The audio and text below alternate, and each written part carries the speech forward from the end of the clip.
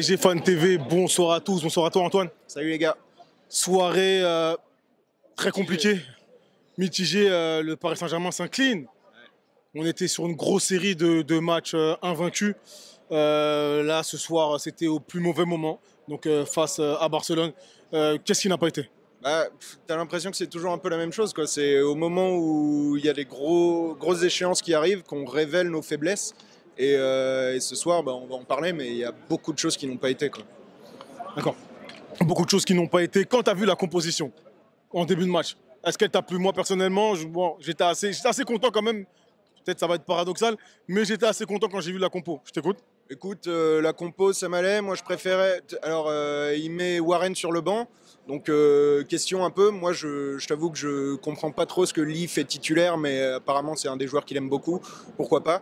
Warren, comme je te le disais déjà ces dernières fois, je le trouve un peu en baisse de régime en ce moment. Et justement, le fait de rentrer, là, ça lui a peut-être fait du bien parce que je l'ai trouvé bon quand il est rentré. J'étais content qu'il mette Marquinhos à droite plutôt que Warren parce que je trouve que c'est un poste qui va pas à Zaïre Emery. Donc, pourquoi pas? La défense, la charnière de deux gauchers, elle me posait un peu question et puis finalement on a vu que ça n'avait pas du tout été une réussite. Donc est-ce qu'il va refaire ça au retour? Je sais pas, il faudra voir. On aura Kimi qui reviendra, donc sans doute que Marquinhos sera recentré. Marquinhos qui a plutôt bien dépanné, d'ailleurs j'ai trouvé sur le côté droit. Et puis Défense centrale. et puis, ouais, non, je te dis, la défense centrale, Pas bon du tout, Beraldo, Hernandez. moi, j'avais des doutes sur la complémentarité des deux, parce que de gaucher, Tu as parlé de gaucher, ouais. Ouais, voilà. Et on a vu ce soir que, surtout Beraldo, il a été perdu, quoi. Et moi, limite, je lui en veux pas, parce que le gars, il est arrivé il y a quoi? Il y a 6 mois, et il devrait pas jouer ce match, en fait, tu vois, tout simplement. Mais l'effectif est fait de telle sorte que quand il y a un arrière droit qui est sur le flanc, on peut pas le remplacer, donc tu es obligé de décaler, donc tu es obligé de jouer avec ces deux-là. Et malgré tout le bien que peut en penser Luis Enrique, c'est un joueur qui a que à peine 6 mois d'expérience, enfin même pas 6 mois, 3 mois. Il a 20 ans en plus. Voilà, en Europe, forcément ça peut donner un match comme ça. Ça peut donner le match qu'il a fait à la Real, où il était énorme, ça peut donner un match comme ça où il a été horrible, quoi.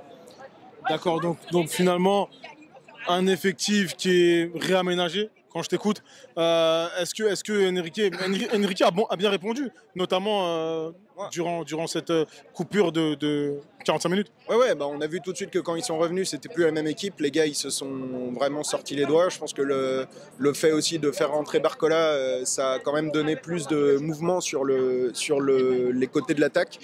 Parce que Asensio, on avait l'impression qu'il était un peu perdu, qu'il savait pas trop où aller. Dembélé a enfin été efficace devant, donc ça c'est une bonne chose. J'espère que pour le match retour, ça va le débloquer un peu. Et puis au milieu, il faut parler de Vitinha qui a encore sorti un match énorme. Malheureusement, à côté, ça n'a pas été extrêmement concluant. Ruiz fait pas un mauvais match, mais il est un peu neutre à mon sens.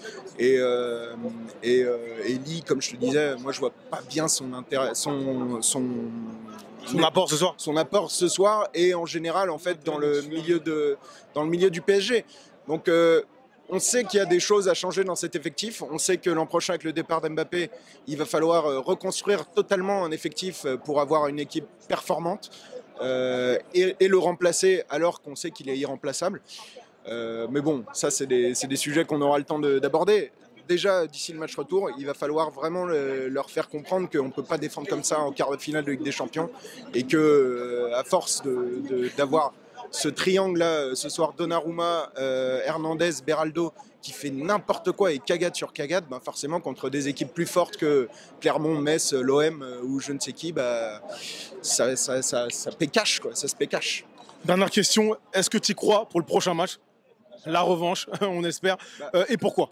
C'est ça que j'allais te dire, c'est que le bon point de la soirée, c'est qu'on reste dans une position de qualifiable, entre guillemets. Il n'y a qu'un but d'écart. Ce soir, franchement, on aurait pu gagner si les événements s'en étaient... Enfin, si ça avait penché de notre côté, mais franchement, on ne mérite pas. Moi, je trouve que Barcelone mérite sa victoire ce soir, même si on trouve un poteau avec Dembélé, même si... exactement, il y a des occasions, mais on est tellement inefficace d'un côté comme de l'autre du terrain que finalement, c'est une claque qui est méritée. Après, si ça peut les remettre en bien focus sur le deuxième match, et qu'ils peuvent nous sortir une dinguerie comme ils le font de temps en temps, pourquoi pas? Donc ça, c'est le point intéressant ce soir, c'est qu'on a pris qu'un but d'écart et que c'est possible pour le retour. Si Mbappé veut faire un match meilleur que ce soir, veut être présent dans le gros rendez-vous de sa fin de saison, c'est la semaine prochaine et il faut y croire. Merci à toi. Merci à vous les gars.